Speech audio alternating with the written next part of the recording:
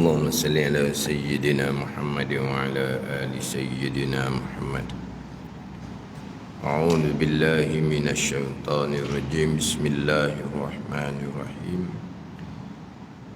الحمد لله رب العالمين، والصلاة والسلام على سيد المرسلين وعلى آله وصحبه أجمعين. Rabbi syarah li sadri wa yassir li amri wahlul 'uqdatam min lisani yafqahu qawli.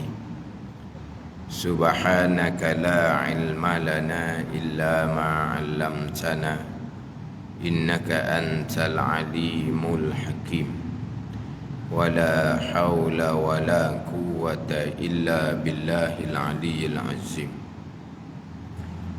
Kitab Pati Paridah, muka surat 47, baris yang ke-8 daripada atas. Baris yang ke-8 daripada atas. Qala al-muallifu rahimahullahu ta'ala wa nafa'ana bi'ulumihi amin. Tajuk dia iftikar. Iftikar dalam kurungan berkehendak yang lain kepada Allah Subhanahu wa ta'ala. Iftikar dalam kurungan berkehendak yang lain kepada Allah, yakni berkehendak oleh yang lain. Yang lain ni yang lain daripada Allah Subhanahu wa ta'ala. Yang lain ni yang lain daripada Allah Subhanahu wa ta'ala. Yang lain daripada Allah ni makhluk lah. Berkehendak yang lain, mana berkehendak oleh yang lain daripada Allah. Mana yang lain daripada Allah? Daripada makhluk Allah Subhanahu wa ta'ala. Berkehendak oleh yang lain ni berkehendak kepada Allah. Berkehendak yang lain, berkehendak oleh yang lain daripada Allah, yakni makhluk. Berkehendak oleh yang lain ni kepada Allah Subhanahu wa ta'ala. Wa muftakirun ilaihi kullu ma'adah. Wa muftakirun ilaihi kullu ma'adah. Berkehendak kepada Allah Subhanahu wa ta'ala oleh barang yang selain daripada Allah Subhanahu wa ta'ala. Iftikar kepada Allah, berkehendak kepada Allah kullu ma'adah, oleh tiap-tiap barang selain daripada Allah Subhanahu wa ta'ala. Dia la ilaha illallah. La ilaha illallah ay la mustaghniyan an kulli ma siwa wa la muftakiran ilaihi kullu ma adah illallah. Sebab kita bicara sekarang yang terkandung di bawah la ilaha illallah adalah istighna dan iftikar. Yang mana istighna dan iftikar itulah makna ilahun. Tuhan-Tuhan ni adalah mustaghniyun an kulli ma siwa wa muftakirun ilaihi kullu ma adah. Tu ilah yang terkaya, mustaghniyun an kulli ma siwa, yang terkaya, yang lepas daripada sekalian barang yang selain daripada Allah. Allah Ta'ala terkaya, lepas daripada barang yang selain daripada Allah, yakni makhluk. Wa muftakirun ilaihi kullu ma'adah. Tuhan-Tuhan ni yang berkehendak kepadanya, kepada Tuhan, oleh tiap-tiap barang yang lain daripada Allah atau makhluk. Jadi ilah ni yang berkehendak oleh sekalian makhluk. Ilah ni yang terkaya, yang lepas daripada sekalian makhluk dan berkehendak kepadanya oleh sekalian makhluk. dia kita rekah. Ilah ni mustaghniyun an kulli ma siwa wa muftakirun ilaihi kullu ma adah. La ilaha ay la mustaghniyan an kulli ma siwa wa la muftakiran ilaihi kullu ma adah illallah. Tiada Tuhan yang terkaya yang lepas daripada tiap-tiap yang lain, dan tiada Tuhan yang berkehendak kepadanya oleh tiap-tiap yang lain melainkan Allah. Allah lah yang terkaya yang lepas daripada tiap-tiap yang lain. Allah lah yang berkehendak kepadanya oleh tiap-tiap barang yang lain daripada Allah Subhanahu wa taala. Jadi istighna dan iftikar makna kepada ilah. Jadi sekarang bicara sifat yang terkandung di bawah kalimah syahadah yang pertama, asyhadu an la ilaha illallah. Yang terkandung bawah syahadah yang pertama dua, istighna dan iftikar. Istighna terkaya, dan mana lepas Allah daripada tiap-tiap barang yang lain, tu terkaya. Terkaya daripada terkaya daripada, bukan kaya dengan, kaya daripada. Itu ghinan mutlak dia panggil, kaya sungguh-sungguh tu. Kaya dengan, tu ghinan muqayyad dia panggil, kaya dengan banyak pemilikan. Tu kaya ada kait. Kaya sebab apa? Sebab banyak pemilikan. Tu. Jadi kaya ni panggil kaya yang berkait dengan sesuatu. Adapun Allah ni ghinan mutlak, kaya semata-mata, dengan bahawa Allah Ta'ala ni lepas tidak berhajat kepada yang lain. Dia kaya dengan ni sifat makhluk, sifat yang baru. Pak Mat kaya, kenapa kata Pak Mat kaya? Kerana banyak pemilikan, banyak harta benda, banyak tanah air. Pak Mat kaya. Kaya Pak Mat ni bukan sifat Tuhan. Sebab kaya Pak Mat ni kaya dengan, mana apa? Kaya yang berkait dengan banyak pemilikan. Allah kaya dengan bahawa Allah lepas, Allah tidak berkehendak daripada segala-gala. Itu kaya mutlak dia panggil. Tapi kalau kita kata Allah kaya kerana langit milik Allah, bumi milik Allah, boleh letak juga. Tapi itu majaz je lah, bukan hakiki gitu. Sebab kaya dengan ni, itu kaya sifat baharu gitu. Ada ni. Maknanya ghinan mutlak ni kaya, terkaya daripada, dengan bahawa lepas tidak berkehendak Allah kepada selain daripada Allah.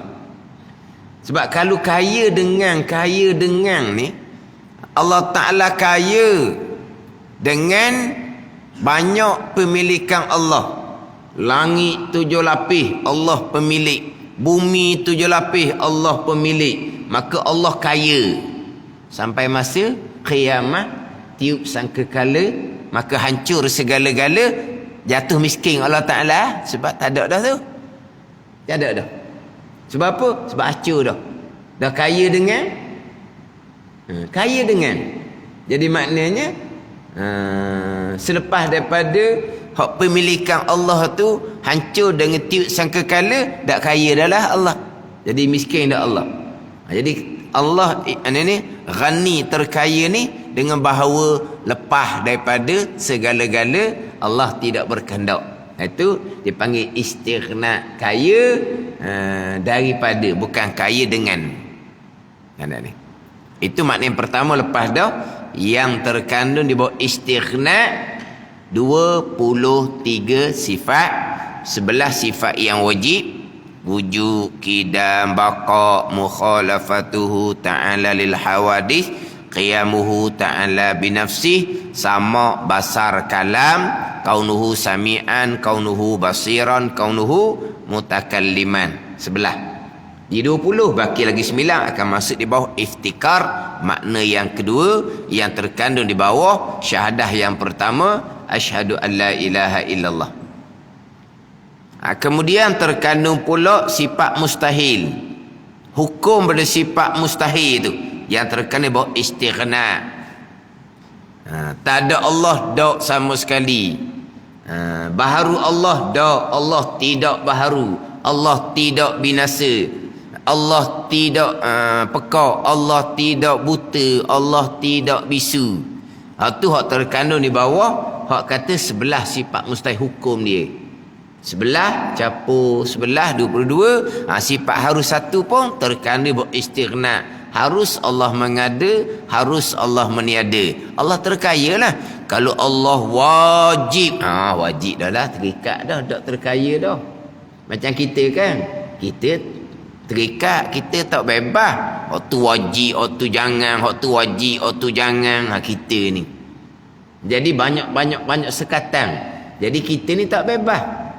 Allah ni terkaya dengan bahawa harus Allah mengada, harus Allah meniada. Harus, ini harus pada akal lah. Dia bicara harus mengada, harus meniada ni tilik pada asal, kepada hukum akal.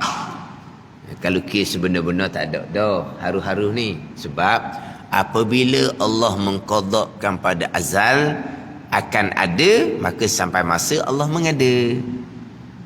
Bila Allah qadak pada azal akan tiada, sampai masa Allah meniada. Tilik situ tak ada haru dah lah. Faham tak ni? Sebab Allah mengqadakkan pada azal ada, sampai masa Allah tidak mengadakan. Rosak sifat iradah ilmu Allah Subhanahu wa ta'ala. Faham tak ni? Macam kita lah. Kita menetapkan akan buat begiang-begiang. Sampai masa dah ingat, tak terbuat. Sebab apa? Sebab kitanya jahil, kita lupa, kita lalak. Jadi apabila tilik kepada Allah mengqadakkan pada azal akan sesuatu, sama ada ataupun tiada, sampai masa mengada, sampai masa meniada, waktu wajib tu. Tapi dia panggil wajib syara' ataupun wajib akal aridi. Waktu kena bicara selapis lagi lah. Dia kena ni. Dia sebenarnya harus akal ni tak ada lah. Sebab tuan letak dah pada azal. Cuma didatangkan juga harus pada akal untuk menyempurnakan istighna. Untuk menyempurnakan istighna dan untuk menolak pahaman Mu'tazilah. Allah wajib buat perkara baik, Allah wajib buat perkara lebih baik. Nak tolak Mu'tazilah tak, harus ni tilik pada hak asal lah. Tilik pada ni, tilik pandang kepada qada azali. Tilik kepada kekuasaan Allah. Bumi ni hak Allah mengadakan ni, harus je Allah nak meneruskan kekal ada. Akal boleh terima kalau kata Allah nak membinasakan. Sebab apa? Allah Maha Kuasa. Ni langit bumi comel ni, dari segi akal boleh terima kalau kata Allah teruskan ada. Akal boleh terima. Ataupun Allah nak meniadakan, hak dia yang buat. Dia nak peracau, dia peracau lah hak dia. Akal boleh terima. Ni kepada akal ni. Bukan tilik kepada hak ni janjian Quran, bukan. Tilik pada janjian Quran, innas sa'ata la'atiyatul la raiba fiha. Quran dah sebut dah tu, kiamat akan berlaku, tidak ada ragu, maka wajib berlakunya kiamat. Ni dia selapis lagi lah. Ni kepada asal harus. Kita akal boleh terima. Allah mengekalkan langit dan bumi, akal boleh. Allah kuasa. Allah membinasakan, Allah menghancurkan, akal boleh terima sebab hak dia. Tapi dah Quran nyatakan macam mana, kita pun wajib berpegang lah. Itu dia selapis lagi. Ni harus akal ni hak asal sahaja. Macam contohlah, orang yang beriman harus Allah memasukkan ke syurga, harus Allah memasukkan ke neraka. Sebab apa? Sebab beriman dan beramal soleh seseorang hak Tuhan juga, bukan hak kita pun.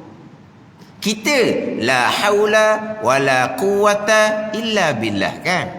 Tak ada daya upaya kita pada mengerjakan ketaatan, pada meninggalkan kemaksiatan, melainkan telah semuanya itu datang daripada Allah. Jadi beriman dan taat seseorang yang memang datang daripada Allah, sampai masa Allah nak masukkan ke syurga, nak masukkan ke neraka, akal boleh terima, harus pada akal. Ini cerita hak asal ni. Akal zati hak asal ni. Quran beritahu macam mana? Quran beritahunya jazaohum inda rabbihim jannatu adni tajri min tahtihal anhar. Quran kata gitu. Jadi janjian Al-Quran mustahil mungkin. Tilik situ wajib syurga bagi mereka yang beriman dan beramal soleh. Kerana itu janjian Quran. Mungkin janjian Quran mustahil akal tak boleh terima. Tilik situ wajib syurga lah. Ada ni. Tilik kepada asal hak Tuhan belaka. Beriman qada qada, amal soleh qada qada. Lepas tu Allah nak buat syurga, syurga milik Allah. Allah nak buat neraka, neraka milik Allah. Mana akal boleh terima belaka? Tuan nak letak mana pun. Dah kan dia beriman dan beramal soleh, kan? Macam mana akal boleh terima Allah Ta'ala bubuh neraka? Dah beriman beramal soleh pun bukan hak seseorang pun, bukan hak kita pun. Ada ni. Lepas tu kita banyaknya alhamdulillah. Sudah memberi salam alhamdulillahilladzi lam yattakhiz walada. Kita beri salam, kan? Kenapa kita angkatkan kesyukuran kepada Allah? Sebab apa? Hak dia, bukan hak kita. Jadi apabila beriman dan beramal soleh seseorang, hak Allah Ta'ala, Allah nak bersyurga, hak dia. Allah nak berneraka, hak dia, akan diterima. Tapi dah Quran janji macam mana, Quran nyatakan macam mana, maka hak Quran mustahil mungkin. Ada ni. Sama juga dengan kekafiran tu. Kafir maksiat seseorang, hak Tuhan juga.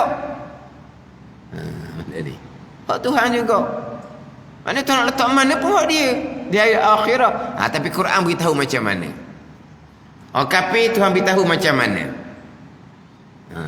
Balasan kepada orang yang kafir, balasannya neraka.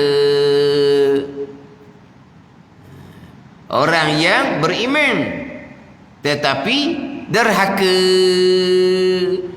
maka Allah mengampuni syurga direct. Allah tidak mengampuni orang yang beriman dan derhaka tadi ni, kena bakar dalam neraka jahanam dahulu sekadar kemaksiatan dia, sebanyak kemaksiatan dia. Tapi kalau Allah mengampuni, masuk syurga direct tanpa dibakar di neraka jahanam. Tu. Sebab apa? Sebab Quran dah sebut dah. Wa yaghfiru ma duna zalika liman yasha. Allah mengampuni dosa selain daripada mensyirikkan Allah bagi sesiapa yang Allah kehendak. Walaupun seseorang tidak bertaubat sekalipun, Allah harus untuk mengampuni walaupun tanpa taubat. Hak bahagian kitanya wajib bertaubat. Dosa besar ijma' ulama wajib bertaubat, bahagian kita. Bahagian Allah Ta'ala-nya, walaupun tidak bertaubat sekalipun, Allah boleh mengampuni selagi tidak mensyirikkan Allah Subhanahu wa Ta'ala.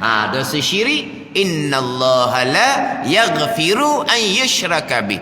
Allah Ta'ala sama sekali tidak akan mengampuni dosa mereka yang menyekutukan Allah Subhanahu wa Ta'ala. Itu mustahil.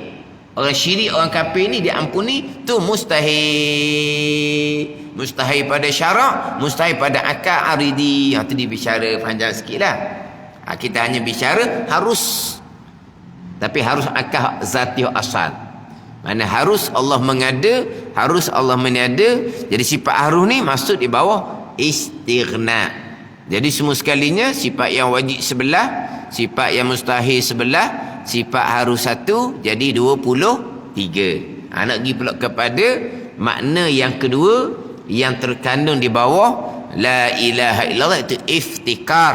Iftikar dengan makna berkehendak yang lain. Ni berkehendak oleh yang lain daripada Allah, yakni makhluk, kepada Allah subhanahu wa ta'ala.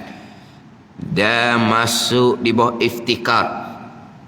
Masuk di bawah iftikar ini dengan makna faham reti lah. Dia masuk ni hak hisinya masuk macam masuk dalam rumah gitulah ni tak ni. Ni hanya faham reti. Di bawah iftikar 18 akidah. 18. Mana 18? Iaitu yang wajib, mana sifat yang wajib bagi Allah 9, dan mustahil, sifat yang mustahil bagi dan mustahil atasnya, yakni sifat yang mustahil atas Allah ni 9. 20 sifat, 11 masuk di bawah istighna, 9 masuk di bawah iftikar. Lawan kepada hak 9 ni masuk di bawah iftikar juga, jadi 18. Semua sekali 18. Istighna 23, iftikar 18, 23 campur 18, 41 yang terkandung di bawah la ilaha illallah. 9 sifat rasul yang wajib, sifat wajib, sifat mustahil, sifat ubay rasul 9 terkandung di bawah Muhammadur Rasulullah. Jadi 41 campur 9, 50 aqaidul iman, 50 simpulan iman yang terkandung di bawah asyhadu an la ilaha illallah wa asyhadu anna Muhammadar Rasulullah.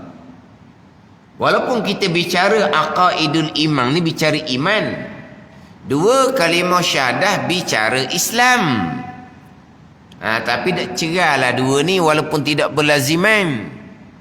Ada orang yang mengucap dua kalimah syahadah tapi tak ada aqaidul iman yang 50. Dia mengucap dua kalimah syahadah walaupun tidak pernah mengucap dua kalimah syahadah, tapi dia warisi dua kalimah syahadah, diwarisi keislaman daripada ibu bapa, walaupun dia tak pernah mengucap dua kalimah syahadah sekalipun, maka dihukumkan dia ada dua kalimah syahadah. Sebab apa? Sebab warisi daripada ibu dan bapa, yang mana terkadang ada dah aqaidul iman yang 50, tak pernah mengaji pun bab sifat Allah, tak pernah mengaji, tak pernah belajar pun bab sifat Rasul. Tidak berlaziman antara bicara Islam dengan bicara iman. Tapi sini dia buat sekali lah. Islam zahir dua kalimah syahadah, aqaidul iman yang di dalam tu 50. 50 aqaidul iman hak di dalam tu. Hak 50 ni wajib berpegang secara tafsil. Siapa ni? Bagi kita lah. Bagi orang yang baru mengucap dua kalimah syahadah, nak mari mana aqaidul iman yang 50? Tak ada lagi dianya. Ada ni. Keturunan Islam tu pun terkadang tak mengaji pun aqaidul iman yang 50. Ni baru masuk Islam ni. Dia pun asyhadu an la ilaha illallah wa asyhadu anna Muhammadar Rasulullah. Aqaidul iman yang 50 ada ke tak? Tak ada. Tapi dia percaya akan Allah secara ringkas. Dia percaya akan Nabi Muhammad sallallahu alaihi wasallam sebagai utusan Allah secara ringkas. Dia percaya di hati, sah iman dia walaupun belum ada lagi aqaidul iman yang 50. Jadi aqaidul iman 50 ni kena kemudianlah pula. Makna masa dia mengucap dua kalimah syahadah serta hati dia percaya akan Allah dan Rasul, tapi ada dah aqaidul iman yang 50, belum ada lagi sah dah iman dia. Mati saat tu syurga dah dia je. Aqaidul iman yang 50 ni wajib susuli kemudian lah. Ajar kepada yang mengucap dua kalimah syahadah ni akan aqaidul iman yang 50. Kalau siapa kesudah dia mengucap dua kalimah syahadah tapi belajar dok apa dok, boleh pasangan pula hak Islam baka, Islam warisi yang tak belajar agama juga. Maknanya siapa kesudah tak ada aqaidul iman yang 50 ni, maka orang yang masuk Islam tadi ni walaupun permulaannya dia percaya sah iman, akhirnya terlucuklah imannya sebab tak ada aqaidul iman yang 50 ni. Mula-mula okey lah sebab dia baru masuk Islam. Dia percaya kakak. Tapi setakat tu pakai sudah. Maka imannya terbatal, tidak sah dah kemudiannya. Jadi hak akad hidup iman yang 50 ni. Ni secara tafsil. Hak terkandung di bawah 2 kalimah syahadah. Mana 80 akidah yang terkandung, yang masuk, yang direti daripada iftikar, yakni 9 sifat yang wajib, 9 sifat mustahil. 9 sifat yang wajib itu: pertama hayah, kedua kudrah, ketiga iradah, keempat ilmu, kelima kaunuhu hayyan, keenam kaunuhu qadiran, ketujuh kaunuhu muridan, ke-8 kaunuhu aliman. Turun ke bawah tu. Dan ke-9 wahdaniyah. Jawab wahdaniyah kemudian. Diakhir dengan wahdaniyah. Kemudian dimulai dengan hayah. Dimulai dengan hayah. Dia kalau sifat ma'ani, dimulai dengan sifat hayah ni kitab Baqarah. Dalam kitab Baqarah, sifat yang ke-6 sifat wahdaniyah. Sifat yang ke-7 hayah. Sifat ke-7 hayah.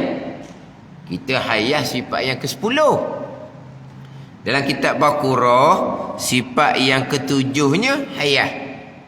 Allah hidup. Sebab nak bicara kudrah ke, iradah ke, ilmu ke, samuk ke, basar ke, kalam ke, bicara hayah lah dahulu. Tak ada hayah, tak ada belaka hak lain. Jadi nak bicara kudrah, iradah, ilmu, samuk, basar, kalam, pertama-tama bicara hayah. Jadi dalam kitab Baqarah, sifat yang ke-6 wahdaniyah, sifat yang ke-7 hayah, sifat yang ke-8 baru kudrah. Dalam kitab Baqarah. Jadi sini ni dimulai dengan hayah. Yang ke-9 di bawah tu barulah wahdaniyah. Jadi ini semua susunan ulama belaka yang kita maklumlah. Sifat Allah Subhanahu Wa Taala ni qadimah belaka, sedia kala belaka. Sifat Allah Subhanahu Wa Taala sedia kala belaka, tak ada nombor. Kalau sifat Allah bersusun nombor, sifat yang pertama ialah sifat yang sedia kala, sifat yang kedua timbul kemudian lah selepas hak yang pertama. Sifat Allah qadimah sedia kala belaka. Tapi nak menyebut sifat 20 ni bukan nak menyebut sifat 20. Dua sifat pun kalau kita nak sebut kena susung. Yang pertama, yang kedua. Dua sifat bukan 20. Boleh tak dua sifat tu nak sebut sekaligus? Tak boleh juga. Jadi kena susung. Jadi susung yang pertama, susung yang kedua tu dipanggil tartibuz zikri. Susung kerana nak nyebut je, bukan disusung. Hak susung sungguhnya macam rukun wudu, tu susung sungguh tu. Macam rukun semayang, tu susung sungguh tu. Kalau tak ikut susunan wudu, tak panggil wudu. Itu yang tartibul waqi'. Diri wuduk tu memang bersusun daripada muka, tangan sampai ke siku, kepala dan kaki. Tu baru panggil wuduk. Itu tertib susunan hak sungguh-sungguh. Adapun sifat Allah 1, 2, 3 sampai ke 20 ni, mana ulama letak tu kerana nak menyebut. Tapi ulama letak ni ada hikmah dia lah juga. Contohnya kalau dalam kitab Baqarah, kenapa mulai dengan hayah? Sifat yang ketujuh lepas dua wahdaniyah. Kemudian dalam biasa kitab dimulai dengan kudrah, iradah, ilmu, barulah hayah. Tak ada hikmah di belakang. Tapi sini ni dia letak wahdaniyah tu bawah. Dia iftikar ni dia mati di wahdaniyah. Dia walaupun wahdaniyah ni masuk di bawah iftikar. Iftikar ni wahdaniyah ni terkandung di bawah iftikar. Tapi kalau nak kira balik, bukan kata iftikar.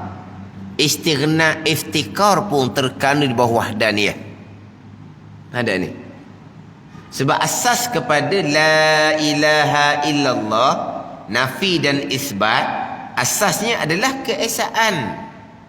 La ilaha illallah, tiada Tuhan yang sebenar melainkan Allah. Dengan makna Allah jua Tuhan. Makna asas dia sudah wahdanah keesaan. Sebab tu nama ilmu kita yang kita belajar ni, di antara nama yang popular adalah ilmu tauhid. Nama popularnya ilmu tauhid. Di antaranya ilmu usuluddin, ilmu kalam, ilmu iman, ilmu akidah. Banyak nama. Tapi nama yang masyhurnya ilmu tauhid. Tauhid fiqh tasawuf. Tauhid fiqh tasawuf. Jarang dok kita dengar dok usuluddin fiqh tasawuf. Usuluddin fiqh tasawuf. Biasa kau dengar gitu. Hak 3 ilmu fardu ain tu kan. Usuluddin fiqh tasawuf. Hak biasanya tauhid fiqh tasawuf. Tauhid fiqh tasawuf. Jadi nama ilmu pun nama tauhid dah. Sebab apa? Sebab asasnya adalah wahdaniyah. Walaupun di sini wahdaniyah tu terkandung di bawah iftikar, tapi asasnya wahdaniyah. Bila Allah Tuhan yang esa, pastilah Allah ni bersifat dengan sifat kesempurnaan. Maha suci Allah daripada sifat kekurangan. Dia ni susunan tu buat lah. La ilaha illallah, Allah Ta'ala Tuhan yang esa. Bila Tuhan ni Tuhan yang satu, pastilah bersifat dengan istighna dan iftikar. Di situ lalu. Allah Tuhan yang satu, pastilah terkaya lepas daripada segala-gala. Sebab segala-gala tak ada, dia je Tuhan. Lepas tu pasti bersifat dengan iftikar. Segala-gala yang lain akan berkendak hanya kepada Allah. Sebab apa? Sebab Allah juga Tuhan. Tu. Bila Allah yang esa, yang bersifat dengan istighna dan iftikar, pastilah Allah bersifat dengan sifat kesempurnaan. Maha suci dan bersifat kekurangan. Kalau Allah juga sebagai Tuhan tidak bersifat dengan sifat kesempurnaan, tak terkaya Allah. Kalau Allah jua Tuhan yang tidak bersifat dengan sifat ini kesempurnaan, tidak adalah yang lain iftikar kepada Allah. Pastilah Allah yang bersifat dengan iftikar ini bersifat dengan sifat kesempurnaan yang tidak terhingga banyaknya. Maha suci Allah bersebarang sifat kekurangan. Kalau Allah bersifat dengan sifat kekurangan, Allah tidak akan terkaya daripada yang lain. Kalau Allah bersifat dengan sifat kekurangan, maka yang lain tidak hanya berkehendak pada Allah, sebab Allah pun sendiri bersifat dengan sifat kekurangan. Jadi pastilah Allah Tuhan yang esa, yang bersifat dengan istighna dan iftikar, akan bersifat dengan sifat kesempurnaan yang tidak terhingga banyaknya. Maha suci Allah bersifat kekurangan. Barulah turun kepada sifat 20 secara tafsil. Makna kira-kira sifat kesempurnaan yang tidak terhingga banyaknya, sifat 20 ke, terkandung di bawah wahdaniyah.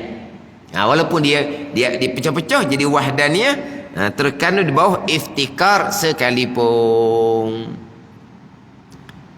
Jadi nak mati di istighna, kena mati di wahdaniyah. Ni nak mati iftikar pula, sama telah lah. Dia kena mati di wahdaniyah. Tuhan yang esa pada zat, pada sifat, pada perbuatan. Kalau Tuhan ni ada dua, maka tidak akan iftikar, tidak akan berkehendak oleh makhluk, hanya kepada Allah jua. Sebab apa? Dah dua Tuhan. Jadi sebahagian daripada makhluk berkehendak pada satu Tuhan, sebahagian dari makhluk yang lain berkehendak pada satu Tuhan yang lain pula. Lucu sifat iftikar kalau seumpama tu. Dua-dua tu pun bukan Tuhan belaka. Sebab apa? Dua-dua bukan Tuhan. Sebab satu Tuhan yang berkehendak kepadanya sebahagian daripada makhluk. Yang sebahagian laginya tambuh ke dia. Satu Tuhan ni sebahagian hak tambuh pada Tuhan yang pertama ni berkehendak kepada dia. Hak yang berkehendak pada Tuhan yang pertama tambuh pada Tuhan yang kedua. Bukan Tuhan gitu. Sebab Tuhan-Tuhan ni mestilah berkehendak oleh sekalian yang lain kepada hanya Allah jua. Jadi Tuhan mesti esa pada zat. Mesti esa pada zat. Mesti Tuhan yang bersifat dengan iftikar, yang berkehendak oleh sekalian lain kepada Allah Ta'ala ni, mestilah Tuhan ni esa pada sifat. Manapa esa pada sifat? Tidak ada di makhluk satu sifat yang seperti sifat Allah. Kalau ada di makhluk sifat kudrah seperti sifat kudrah Allah pada mengada, maka makhluk yang disifat kudrah ni tidak akan iftikar dah kepada Allah Subhanahu wa ta'ala. Kalau tidak keesaan pada sifat. Keesaan pada sifat dengan bahawa sifat kudrah hanya pada Allah Subhanahu wa ta'ala. Sifat kudrah yang ada di makhluk hanya pada nama saja kudrah. Nama je kudrah. Allah bersifat dengan sifat kudrah, hamba bersifat dengan sifat kudrah. Tu sama pada nama. Tapi sifat kudrah di hamba tak ada peranan apa pun. Jadi pada sifat kudrah hamba ni tak ada peranan apa pun, maka sekalian makhluk akan iftikar hanya kepada Allah Subhanahu wa ta'ala. Tetapi kalaulah kudrah di hamba ni bekas juga macam sifat kudrah Allah Ta'ala, maka hamba yang ada sifat kudrah ni tidak akan iftikar kepada Allah Subhanahu wa ta'ala, sebab sudah ada sifat kudrah yang sama dengan sifat kudrah Allah yang boleh bekas. Hak ni hak macam Mu'tazilah Qadariyah. Hak ni hak macam Mu'tazilah Qadariyah. Mu'tazilah Qadariyah, Allah letak kudrah di hamba, kudrah hamba ni boleh bekas, boleh mengadakan macam sifat kudrah Allah. Jadi apabila kita ni sudah ada sifat kudrah, ni kita sekarang ni ada tak sifat kudrah? Ada. Sifat kudrah ni boleh bekas pada mengada dan menada. Maka di saat kita ada sifat kudrah, kita sudah tidak iftikar, tidak berkehendak kepada Allah Subhanahu wa ta'ala. Lucu sifat ketuhanan, lucu sifat uluhiyah, lucu sifat ketuhanan, istighna dan iftikar. Sebab apa? Sebab ni kudrah di kita ni sama macam sifat kudrah Allah, boleh memberi bekas. Maka bila kita sudah ada sifat kudrah, sudah ada tenaga, kita sudah tidak iftikar kepada Allah Subhanahu wa ta'ala. Lucu Allah sebagai ilah. Allah sebagai ilah yang mana sekalian berkehendak pada Allah dengan bahawa hanya sifat kudrah yang bekas ada di zat Allah Subhanahu wa ta'ala. Di yang lain, di kita ada sifat kudrah hanya serupa pada nama saja. Jadi Allah yang bersifat dengan iftikar ni pastilah wahdaniyah, esa pada sifat. Pastilah Allah bersifat dengan sifat iftikar ni wahdaniyah, esa pada perbuatan. Kesemua perbuatan yang berlaku hanyalah perbuatan Allah Subhanahu wa ta'ala. Tidak ada daripada makhluk walaupun hanya satu perbuatan, walaupun sebesar zarah. Kalau makhluk ada perbuatan sendiri, maka makhluk yang ada perbuatan sendiri tidak iftikar kepada Allah sebab dia boleh buat sendiri. Itu mustahil sama sekali. Mati kemah molek hak wahdaniyah pada perbuatan dalam kitab Pati Paridah kita terdahulu. Dia keesaan pada zat, clear lah kita orang Islam ni. Memang tidak ada dua Tuhan. Keesaan pada sifat pun samalah. Keesaan pada perbuatan tu. Keesaan pada perbuatan. Satu pada perbuatan. Hanya Allah yang perbuat segala-gala perkara. Hanya Allah yang perbuat segala-gala perkara. Tidak ada satu perkara pun yang berlaku di bumi, di langit, perkara baik, perkara jahat, perkara yang berlaku di dunia, perkara yang berlaku di akhirah, walaupun susah, tidak ada melainkan keesaan pada perbuatan. Hanya Allah Khaliq, Allah Khaliqu kulli syai', Allah yang menjadikan sekalian perkara. Yang berlaku kesemuanya adalah perbuatan Allah Subhanahu wa taala yang bersifat dengan kudrah. Dia dalam kitab Pati Paridah ni terkandung di bawah iftikar 18 akidah. Kemudian dalam matan Ummul Barahin yang terkandung di bawah iftikar 8 sifat. Ini 18 sifat juga. Kemudian ditambah pula yang masuk yang difahami daripada iftikar juga, bahawa umum ta'alluq qudrah iradah ilmu Allah Subhanahu wa taala.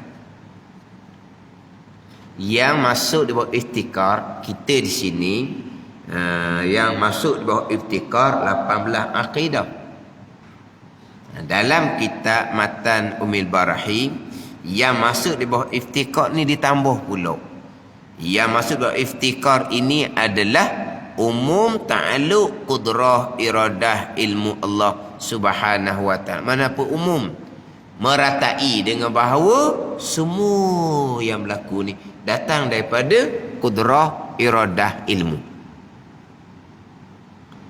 Apa makna umum qudrah iradah ilmu? Itulah dia qada dan qadar. Yang terkandung di bawah iftikar, difahami daripada iftikar ini adalah umum qudrah iradah ilmu. Takluk qudrah iradah ilmu belaka. Apa dia? Qada qadar tu lah. Kan qada qadar tu kan qudrah iradah ilmu kan. Mana semua yang berlaku datang dari qada dan qadar. Qada iradah dan ilmu, qadar qudrah. Jadi semua yang berlaku qada dan qadar. Ni hak masuk buat iftikar. Bila semua yang berlaku qada dan qadar, kesemua berkehendak kepada Allah. Tapi kalau ada yang berlaku tu perbuatan kita sendiri, bukan perbuatan Allah, kita tidak iftikar kepada Allah. Pada ni. Kemudian masuk dalam iftikar pula dalam kitab Matan Ummul Barahin, umum qudrah iradah semuanya perbuatan Allah, didatangkan pula selapis laginya difahami daripada iftikar, masuk daripada iftikar bahawa annahu la ta'thira li syai'in minal kainati fi atharim ma,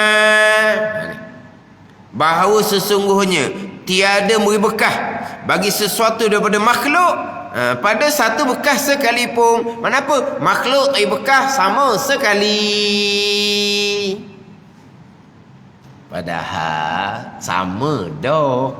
Apabila semua tu adalah perbuatan Allah yang bersifat dengan kudrah, makhluk tak ada bekas dah lah jadinya. Kalau segala-gala yang berlaku tu perbuatan Allah, makhluk bekas juga, jadi berlawanan bulaknya.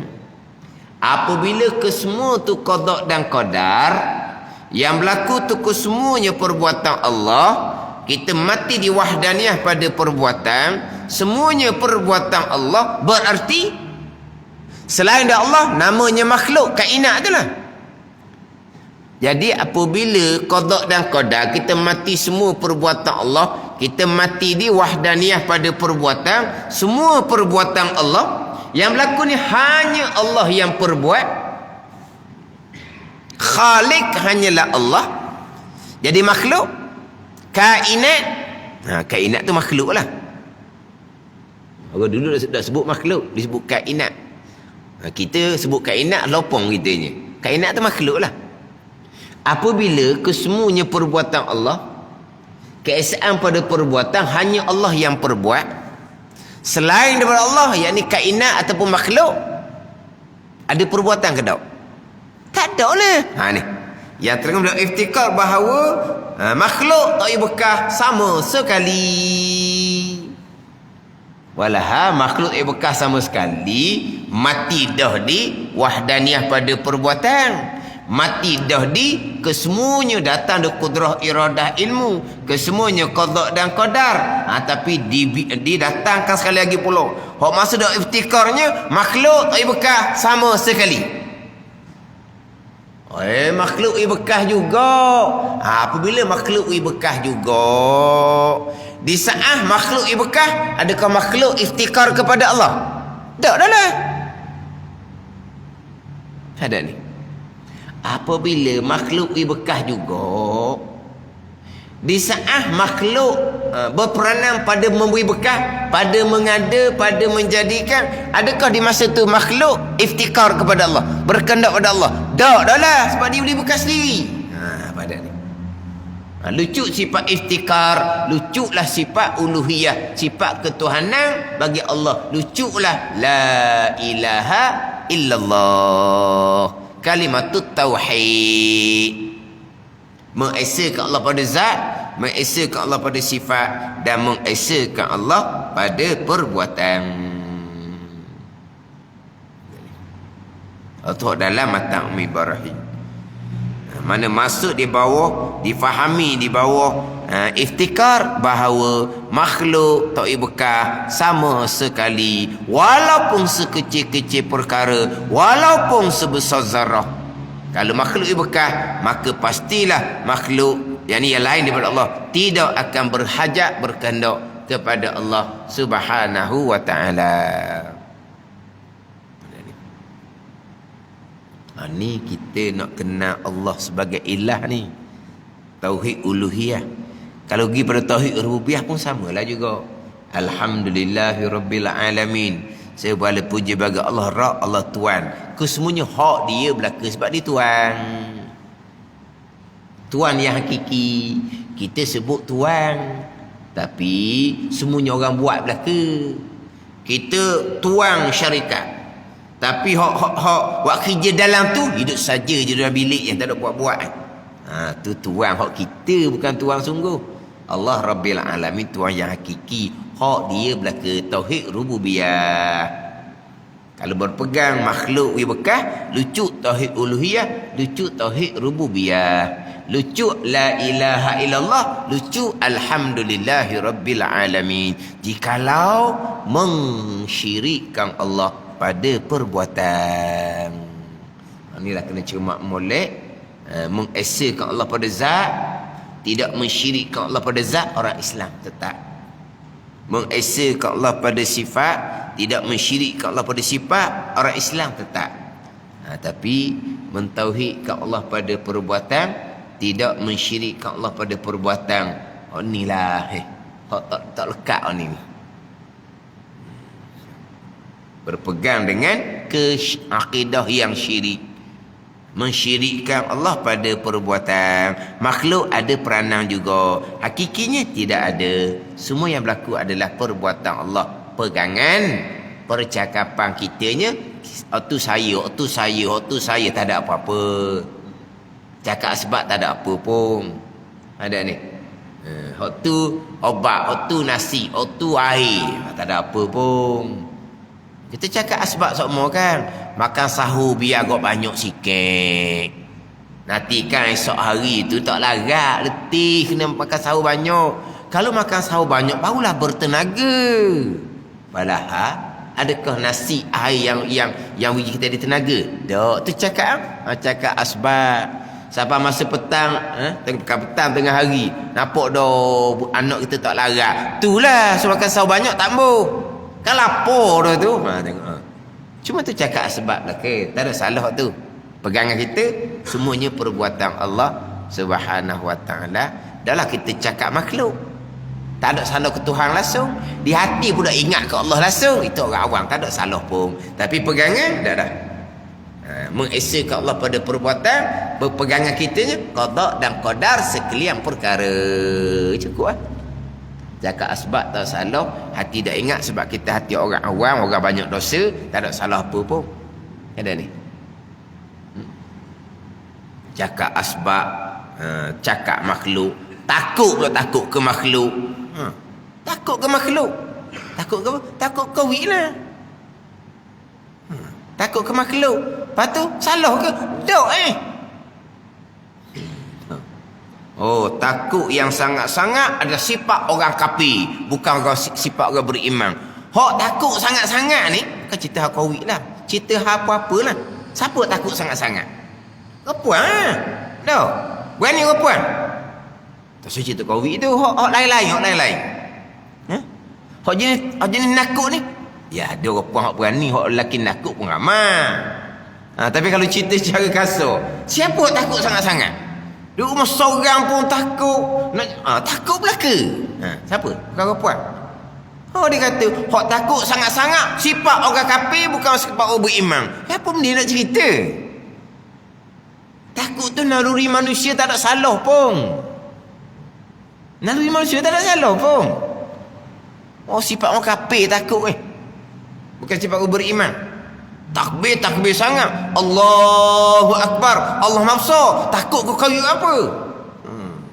Jadi mana pun takbir bohong dia kata. Sebab apa? Sebab yang Maha Besar bukan Allah, yang Maha Besar kawi dia kata. Siapa pula berpegang gitu? Dah tu takut hidup baloh lah ni kan. Itu baloh jarak, ni baloh rapat sah di baloh pula. Baloh pula. Dia kata tak rapat bahu ke bahu. Dia ingat ke lama kening. Orang kita main lama kening rapat bahu dah. Ni bukan covid ni 2 tahun dulu. 2 tahun dulu. Orang kita mayang biasa mana? Sebelum covid je. Rapat bahu. Rapat bahu. Kalau kata wisalam tu dia lagi lalu dah. Apa? Dia rimah ke mana tak tahu lah. Dah, bukan masalah kawi. Orang kita ni memang semayang dia gitulah. Memang dia gitu. Tak rapat orang kita. Memang tak comel. Ni tambahan pula hok mari daripada jarak. Nak rapat pula. Tengok sebelah tu pula main duduk tangan duduk di hidung je. Lagilah takut kawan tu. Tu dia kata takut ke kawi Maha Besar. Tapi Allahu Akbar, takbir saja dia kata. Apa dia nak kata tak tahulah.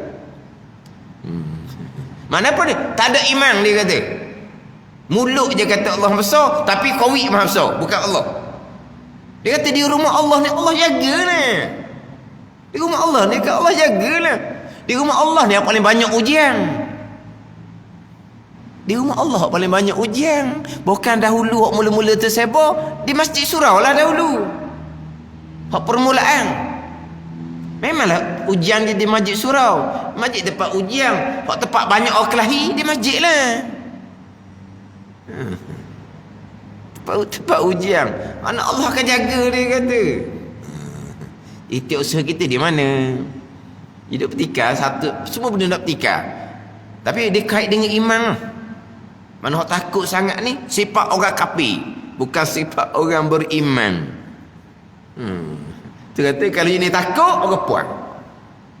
Takut sungguh, tak berani orang puan. Takut ke siapa? Takut ke makhluk. Makhluk ni bekas ke?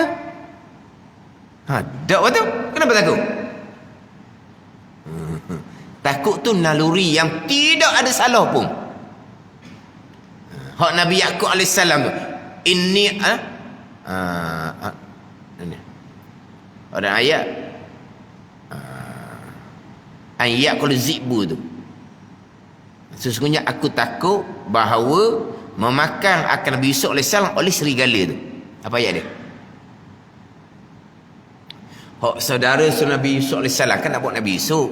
Nabi Yaqub kata apa? Aku takut bahawa memakan akan Nabi Yusuf oleh serigala.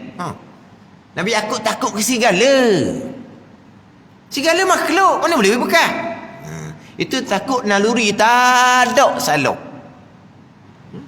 Sama dengan takut ular, takut kala, takut jengking. Kalau kena tu trauma, tak boleh nak tidur Takut sangat-sangat budak takutnya. Oh, takut sangat-sangat. Sifat orang kafir, bukan sifat orang beriman. Ni hok dalam FB, hok tukang karut. Tapi dia cerita bab agama lah konon-kononnya. Mana memang kitanya hati takut kepada makhluk, bergantung pada asbab. Hanya bergantung pada asbab, tak ada salah. Tapi pegangan kita tetap keesaan pada perbuatan, semua perbuatan Allah.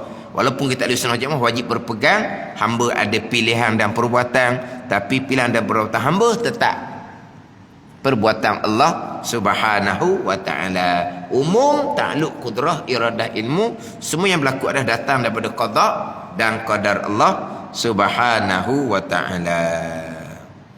Jadi kita baca semulalah 9 yang wajib itu. Pertama hayah, kedua qudrah, ketiga iradah, keempat ilmu.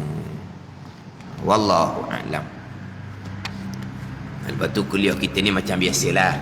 InsyaAllah bulan Ramadan jalan.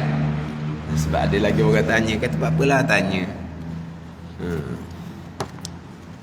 Dia tanya-tanya kelas ni, Ustaz ada kuliah dak bulan Ramadan? Nak jawab je tak ada.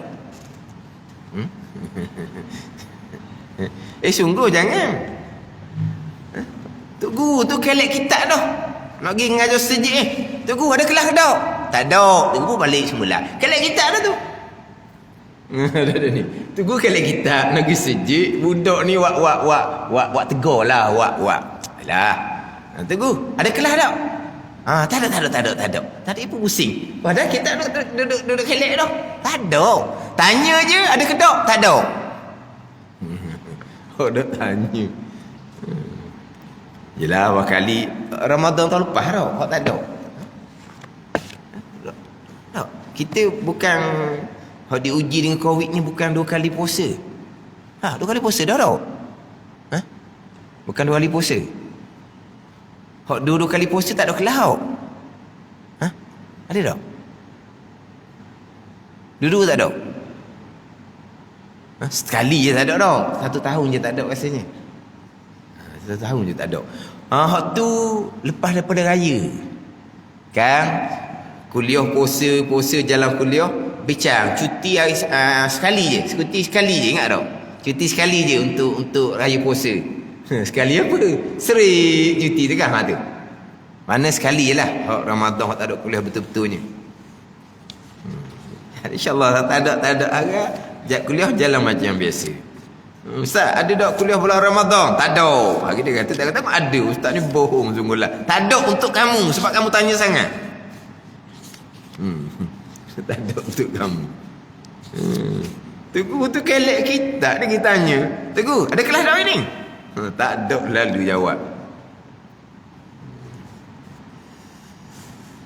Ini kitab Hidayatus Salikin muka surat 12. Surat 12.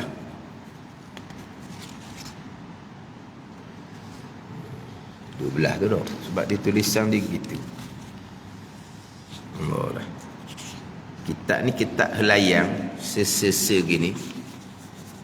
Dulu jarang kitab jilid tau. Saya ni helayang bukan jilid. Senang nak bawa sebab dia sikit-sikit. Tapi risikonya boleh jadi hilang. Hilang waktu kau menangis.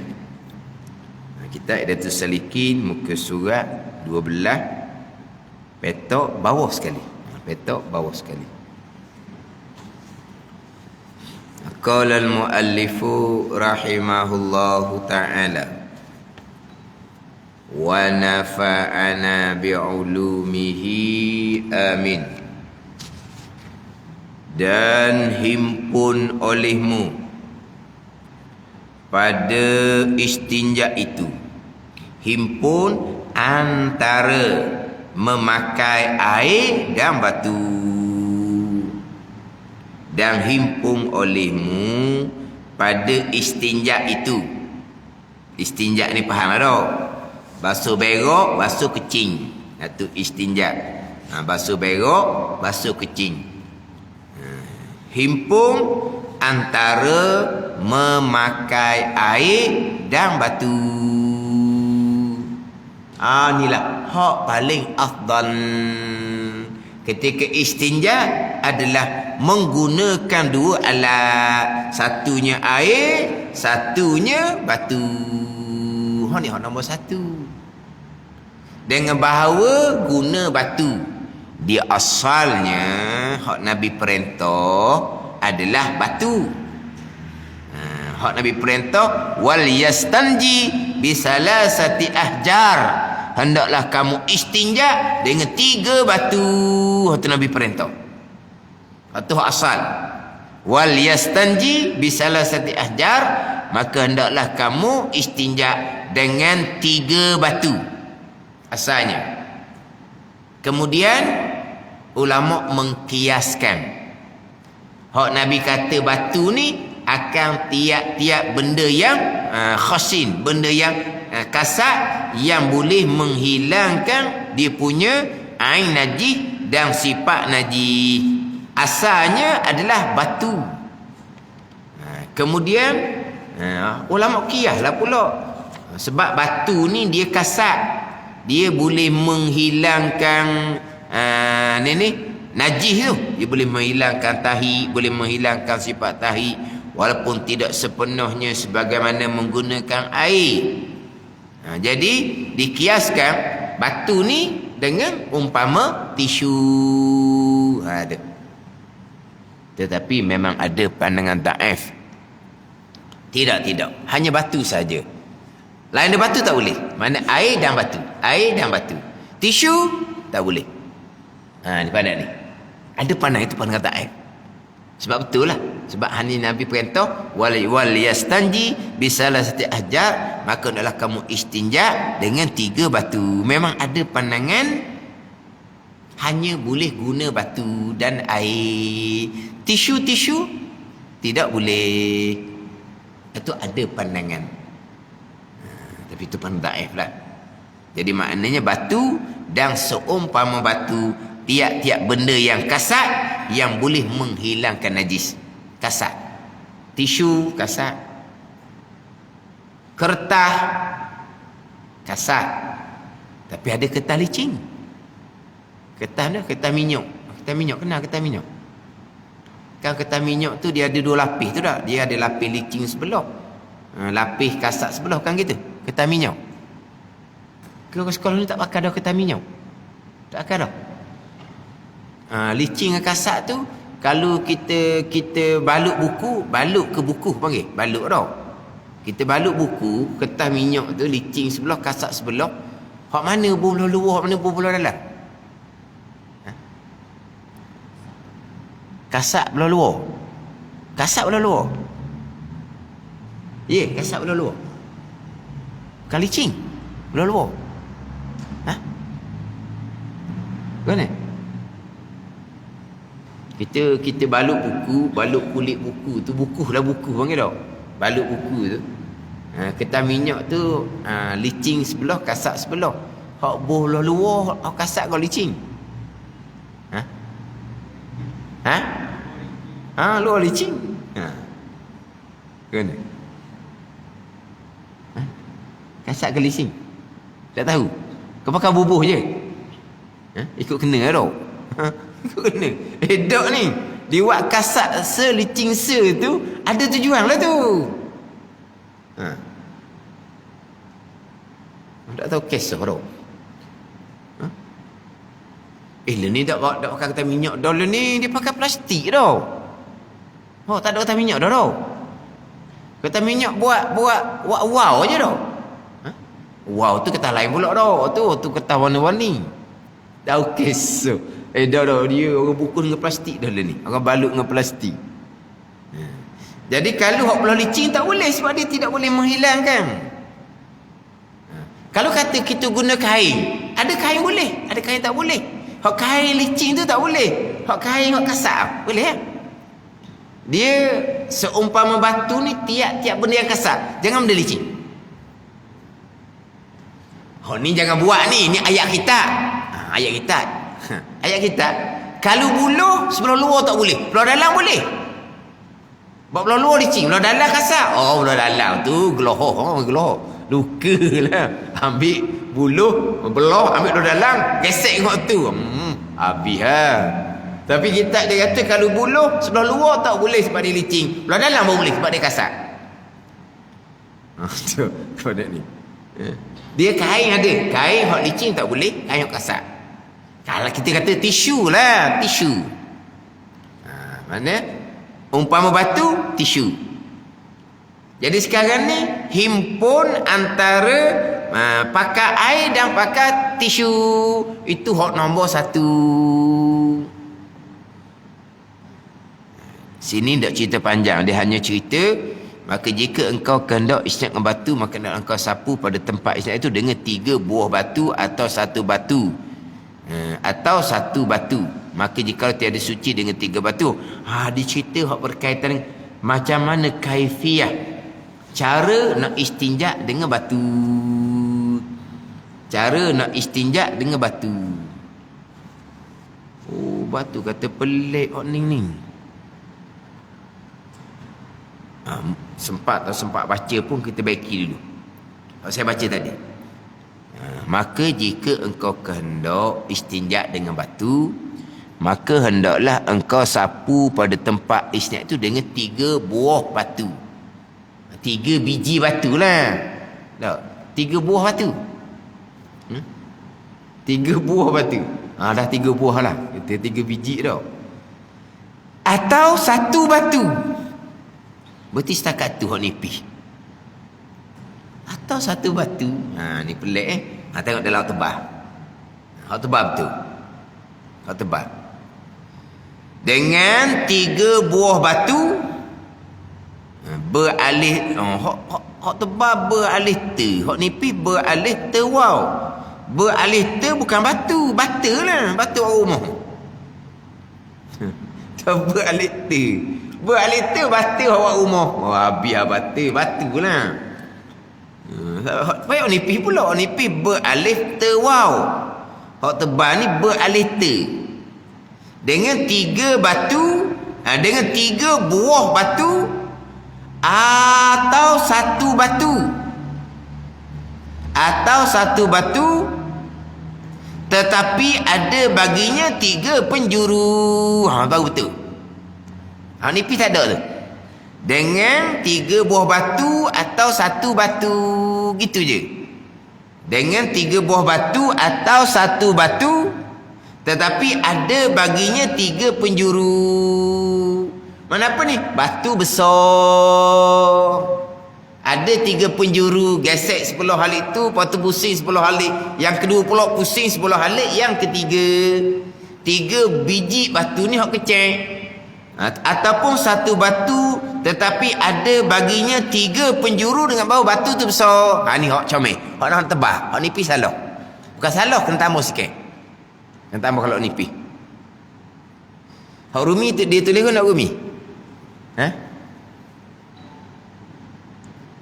Tak ada rumi? Ada. Dengan 3 buah batu atau 1 batu. 3 buah batu, 3 biji batu kalau batu tu kecil, atau 1 batu tetapi ada baginya 3 penjuru ni bau batu tu besar. Jadi dalam kitab kita ni hanya cerita kaifiah istinja dengan batu saja. Lepas tu dia hanya bicara himpun olehmu pada istinja itu antara memakai air dan batu. Putih sekat tu je. Kemudian dia ada pula kaifiah menyuci istinja dengan air. Barulah kaifiah istinja dengan batu. Kemudian syarat dia istinja dengan batu ni 3 batu. 3 batu tu wajib dalam mazhab Syafi'i kita. 3 batu tu wajib dalam mazhab Syafi'i kita. Maknanya kalau 1 batu, 2 batu licin dah. Batu yang ketiga tu tak lekat apa benda dah. Sekalipun. Wajib 3 batu sebab Nabi perintah. Wal yastanji bisalasati ahjar. Nabi perintah sebab istinja dengan 3 batu. Dan ada hadis pula Nabi melarang istinja dengan kurang daripada 3 batu. Jadi mazhab Syafi'i kitanya 3 batu tu wajib. 3 batu tu wajib dalam mazhab Syafi'i kita dan mazhab Hambali. Adapun mazhab Maliki, Hanafi 3 batu sunat jua. Kalau 1 batu, 2 batu beres dah, berhentilah. Hanya sunat je 3 batu. Mazhab Syafi'i, mazhab Hambali 3 batu tu wajib. Makna kalau istinja daripada buang yang kecil dengan buang yang besar, kena 6 biji batu. Kena 6 biji Jadi wajib 3 batu. Maknanya dia istinja daripada kencing. Dengan batu yang pertama tu tak ada tinggal apa dah Dengan tisu yang pertama tu tak ada tinggal apa dah. Batu yang kedua, tisu yang kedua tak ada lekat dah kencingnya. Batu yang ketiga, tisu yang ketiga langsung tak ada apa pun sekalipun. Mazhab Syafi'i, mazhab Hambali tetap wajib 3 batu, 3 tisu. Itu kalau istinja dengan batu saja. Kalau istinja himpun, guna batu, guna tisu, guna air, tak syarat 3. Cuma afdal 3. Ni kita bicara hak himpun dahulu. Hak kata wajib 3 batu atau 3 penjuru batu, itu jikalau istinja dengan batu saja tanpa menggunakan air. Adapun kalau himpun antara batu dan air, tisu dan air, tak wajib pakai 3, cuma sunat je pakai 3. Sebab kita tak berhenti dengan batu, kita tak berhenti dengan tisu, kita buat air pula kemudian kan. Hak kata wajib 3 batu atau 3 tisu ni kalau istinja dengan batu saja. Kalau kata kita istinja dengan batu, dah kita cerita tisu lah, senang tau. Kalau kita istinja dengan tisu kemudian mengiringi air, sunat saja kita menggunakan 3 tisu. 1 tisu okey dah. 1 tisu, lepas tu terus menggunakan air. Sudah dapat dah fadilah. Ni istinja yang paling afdal adalah menggunakan tisu kemudian menggunakan air. Ni bicara bab istinja. Terdahulu bicara bab adab. Adab qada hajah. Adab qada hajah yang pertama. Ni cerita bab istinja. Qada hajah kebanyakan adabnya sunat. Istinja ni wajib. Istinja ni syariat Nabi kitanya boleh menggunakan tisu semata-mata walaupun tepi laut sekalipun. Sebab apa? Nabi perintah istinja dengan batu dan Nabi sendiri pun pernah istinja dengan batu. Nabi pernah istinja dengan batu. Tidak afdal tu, Nabi nak cerita hukum harus Nabi buatlah. Itu syariah dipanggil apa? Syariah khususiyah dipanggil. Syariah khususiyah. Syariah ni dengan bahawa ada pada syariah Nabi SAW juga. Adapun wudu, syariat Nabi dulu pun ada wudu. Sembahyang puasa, syariah Nabi dulu pun ada sembahyang puasa. Ada ni. Kaifiah tak samalah, cara tak sama. Tapi berwuduk ni bukan syariah Nabi kita je. Kalau syariah Nabi kita saja tayamum. Tayamum tu tak ada. Dulu tak ada tayamum. Nabi lain tak ada tayamum. Nabi lain tak ada tayamum. Tayamum syariah Nabi kita saja. Sama juga istinja dengan air. Hak Nabi dulu ada. Hak Nabi dulu ada. Istinja dengan batu hanya khususiyah kepada ummah Nabi. Ni keistimewaan. Tak ada ni. Tak ada air. Boleh guna debu tanah tayamum. Tak ada air. Bahkan ada air sekalipun boleh istinja dengan batu. Cuma bezanya tayamum bila tak ada air. Ataupun ada air tapi mudarat untuk menggunakan air. Adapun istinja dengan batu tidak berkait dengan ada air ataupun tidak ada air. Kalau air tak ada, wajib istinja dengan batu. Air banyak, harus istinja dengan batu. Ni syariah khususiyah. hak syariah Nabi sallallahu alaihi wasallam. Kita ni belajar sangat, bab basuh berok pun tak lepas. Tak lepas mana. Sebut kata istinja dengan tisu, dengan tisu, topek. Kenal topek? Mung ni topek mung ni. Ada air, mana boleh istinja dengan tisu? Tak ada air boleh Kita cerita ni ada air dalam kitab, dan kitab Wisyal Afrah, walaupun tepi laut sekalipun. Walaupun tepi laut, malah nak pakai air, dia pun cari daun kayu boleh Tapi daun kayu pun jangan cari daun pelah pun tak. Cari daun pelah benar. Daun kayu, air dia di tepi laut sekalipun, dia haruskan istinja dengan batu, dengan tisu, dengan daun kayu. Air tak ada, wajib istinja dengan batu. Yang afdalnya himpun. Itu nombor 1. Guna tisu, iringi air. Itu nombor 1. Nombor 2, air saja. Nombor 3, tisu saja. Yang kita duk amal istinja tu nombor 2, bukan nombor 1. Bukan nombor 1, nombor 2.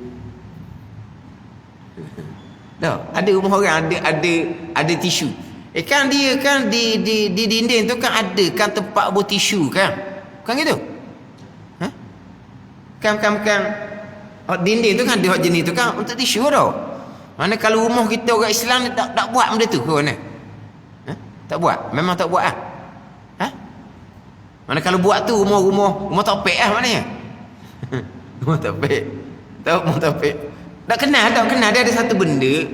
Dia buh di dinding tu kan, dia bubuh macam tu tisu tu. Ke buh sabung tu tisu dia kot dah, sabun dia kot dah. Jadi memang tak buat hak untuk buat tisu. Tak suruh sabun, suruh dia buat. Kalau suruh tukang tu buat tisu tu kali mu ni macam topek mu ni.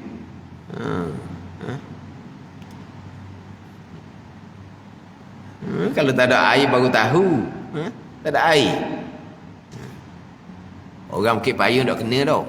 Orang Bandar air tak ada. Air tak ada sungguh-sungguh. Susahlah kata. Bandar tak ada air. Ada, sini ada. Ada. Bandar tak ada air. Baru susah. Tapi dah tak biasa guna tisu. Dia kalau pakai tisu ni bersih. Tandas tu bersih kalau pakai tisu. Kalau pakai air, tandas akan jadi kotor. Tandas akan jadi kotor kalau pakai air. Dia akan jadi beladung. Pada beladung. Kalau tanda-tanda awam tu kan, tu belum lagi cerita hok wayar macam ular tu. Kan kalau salah kita pegang, kita buka, kita tak pegang kan, dia macam ular tu lari.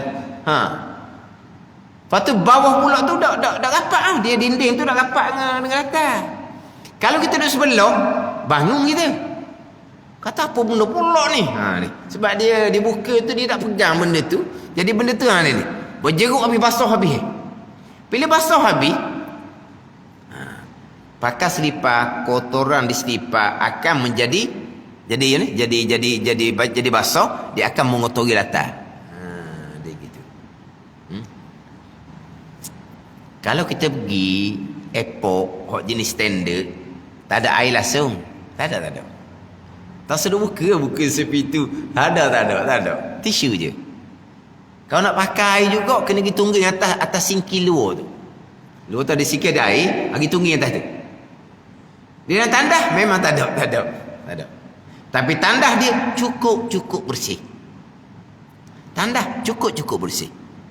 Apabila tidak menggunakan air. Bila tidak menggunakan air, maka tandas cukup bersih. Dia kotor tandas kerana air. Bila kita pakai selipar, pakai kasut kan, kotoran di bawah tu menyebabkan dia jadi bekak lah, panggil bekak tau. Maka kotoran tu akan lekat di latar. Lepas tu kata ke tempat-tempat standard memang tidak ada. Ini kisah dia pergi Mekah. Dia pergi Mekah, dia ni qada hajah, tak ada air, tak ada air. Ada tisu je. Padahal ada air tu atas sinki tu ada air. Kabak situ lah, panjat situ. Istinjak situ. Tak ada air. Dia pun pakai tisu. Dok semayang. Sebab dia kata, berok tak basuh. Dia kata. Ni orang panggil apa ni? Tak pandai hukum basuh berok. Istinjak. Dia istinjak ni kalau kita sebut ngebasuh berok tak betul. Istinjak ni. Sebab basuh ni air. Dia istinjak ni termasuk menggunakan batu. Batu kata istinjak basuh berok, basuh kecing tak betul. Sebab di istinjak ni boleh menggunakan air, boleh menggunakan batu. Jadi orang kita faham istinjak basuh berok. Jadi dipahamnya hanya boleh menggunakan air.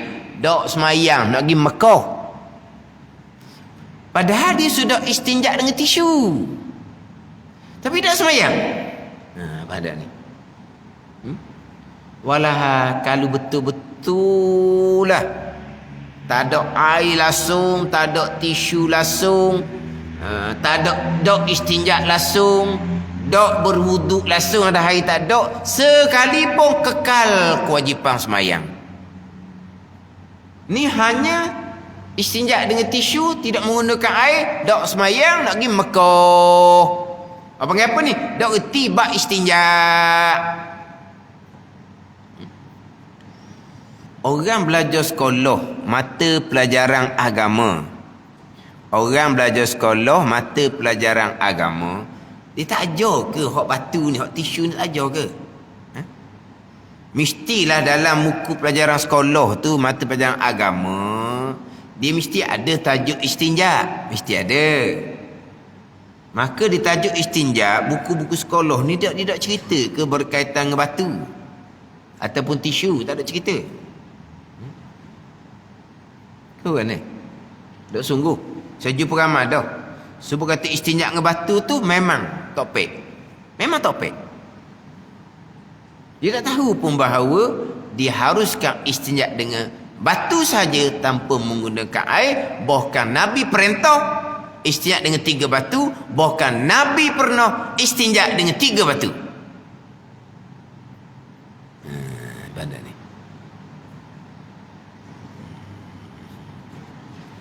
Cuma yang afdalnya batu kemudian air. Itu hak nombor 1. Air saja nombor 2, batu saja nombor 3.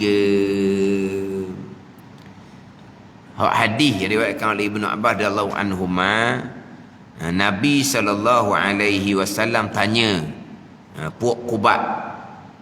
Sebab apa? Sebab Allah Ta'ala memuji atas kamu, atas puak Quba ni. Apa amalan orang Quba? Maka orang Quba pun jawab, inna nutbi'ul hajaratal ma'. Dia kata, sesungguhnya kami mengiringi akan batu, akan air. Jadi Allah Ta'ala memuji atas kamu. Nabi kata, apa amalan orang Quba yang lain daripada amalan puak-puak lain? Maka puak Quba ni jawab, inna nutbi'ul hajaratal ma'a. Sesungguhnya kami mengiringi akan batu, akan air. Masa istinja kami pakai batu dulu, barulah kami pakai air. Itulah hak paling afdal. Hak paling afdal, hak nombor 1. Bila pakai tisu dulu contohnya, dia sudah hilang. Dia sudah hilang najis. Air najis hilang dan sifat najis pun masih lagi adalah, sebab dia tisu tidak boleh menghilangkan sifat sepenuhnya. Yang boleh menghilangkan sifat sepenuhnya adalah air. Sebab tu air sahaja dengan tisu sahaja lebih afdal air sahaja. Air sahaja nombor 2, tisu sahaja nombor 3. Sebab air boleh menghilangkan air dan sifat. Tisu hanya boleh menghilangkan air, sifat kekal. Ada ni, sifat kekal. Sebab tu afdal menggunakan air sahaja nak banding dengan tisu sahaja. Tapi paling afdal tisu dan air. Dengan tisu tadi dia sudah menghilangkan air. Jadi menggunakan air hanya untuk menghilangkan sifat, maka air yang digunakan jimat. Air digunakan jimat. Kemudian ketika kita menggunakan air, perasaan was-was kurang di hati. Sebab air yang turun ke bawah tu sudah tidak ada ain tahi. Yang ada hanyalah sifat saja. Sebab terkadang kalau air turun ke bawah tu bersekali dengan ain tahi, kadang-kadang bila mengercik itu dia akan mari was-was. Kita perasan tak kadang-kadang di tepi tandah tu, di tepi tandah tu ada kuning-kuning. Kuning-kuning tu mari mana? Masa istinja. Ada ni masa istinja. Bukan masa qada hajat. Qada hajat tidak ada. Masa istinja dia menggunakan air yang kuat, kadang-kadang air najis itu dia akan mengercik ke tepi, maka tu nampak kuning-kuning itu. Hal ni menyebabkan jadi was-was.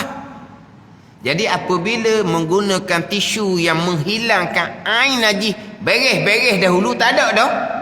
Hanya menggunakan air hanya menghilangkan sifat saja. Maka air yang turun ke bawah ni tidak akan menimbulkan was-was di hati kita. Sebab tak ada air najis di air. Yang adanya sifat saja, dan air yang digunakan akan jadi jimat. Tu kan? Itu tu hak nombor 1. Himpun antara air dan batu. Hak nombor 2, air sahaja. Hak nombor 3, tisu sahaja. Melainkan ada ketika afdal kita menggunakan tisu daripada menggunakan air. Ada ketika afdal kita menggunakan tisu daripada menggunakan air. Ketika mana? Ketika hati kita rasa tak selesa.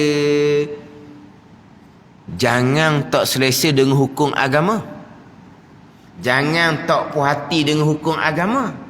Jangan tak berkenan dengan hukum agama. Jangan. Ada ni. Sebab istinja dengan batu ni Nabi perintah dan Nabi buat. Jangan rasa ngotor Nabi jangan.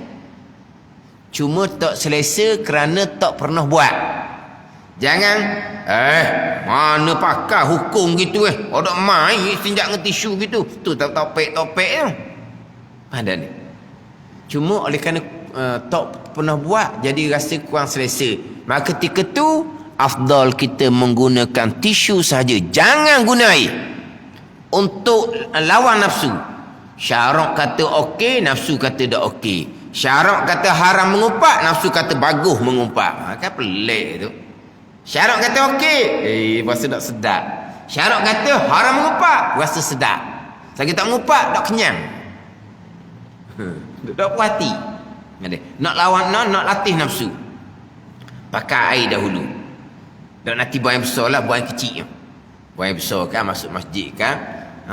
Bang apa ni orang. Lori situ tahik lalu bang kali. Kena kawan sebelah tu istinja dengan tisu. Dia makan pula, makan peta jering. Bau pelik-pelik, dia pakai tisu pula. Lepas tu semai rapat-rapat, akan bau pelik kan. Tak apalah, istinja dengan tisu 3 buang kecil. Bukan ni? Ke kalau pakai istinja tisu 3 buang kecil, terkencing tu, pegang kain pelekat pula. Apa Haji? Pegang kain pelekat macam bau sunat Dok, saat ni terah. Pakai lak dengan tisu je. Tak sedap pula. Jangan. Yang ada ni. Kalau hati kita rasa tak selesa, bukan dengan hukum, dengan amalan kita tak biasa buat, masa tu afdal kita menggunakan tisu. Jangan menggunakan air. Ada ni. Punggung tu dah asuh lagi, sah semayang, sah jadi imam. Sah semayang. Ada ni. Bukan ni? Ngaji banyak dah kitanya. Akhirnya istinja pun mana apa? Tercengang. Saya ingat ke pakai tisu air tak ada, pakai tisu air tak ada adalah wajib. Sekarang ni diharuskan pada syarak istinja dengan tisu walaupun tepi laut sekalipun. Maka jika engkau kehendak istinja dengan batu, maka hendaklah engkau sapu pada tempat istinja itu dengan 3 buah batu, atau 1 batu tetapi ada baginya 3 penjuru. Wallahu a'lam. Kemudian sebut tadi itulah, air ke batu ke menghilangkan air najis, menghilangkan sifat najis, itu hanyalah cerita asbab. Pegangan kitanya, air sama, batu sama, tidak boleh menghilangkan air najis, tidak boleh menghilangkan sifat najis. Yang berlaku kesemuanya perbuatan Allah Subhanahu wa ta'ala. Wallahu a'lam. Bismillahirrahmanirrahim. Alhamdulillahirabbil alamin. Wassalatu wassalamu ala sayyidil mursalin wa ala alihi wa sahbihi ajma'in. Allahumma ftah alaina futuhal arifin. Allahumma allimna ilma aqdamin wa fahimna famas sabiqin warzuqna ruqat talibin. Allahumma zidna ilma wa alhiqna bis salihin. Wa sallallahu ala sayyidina Muhammadin wa ala alihi wa sahbihi wa sallam. Walhamdulillah rabbil alamin.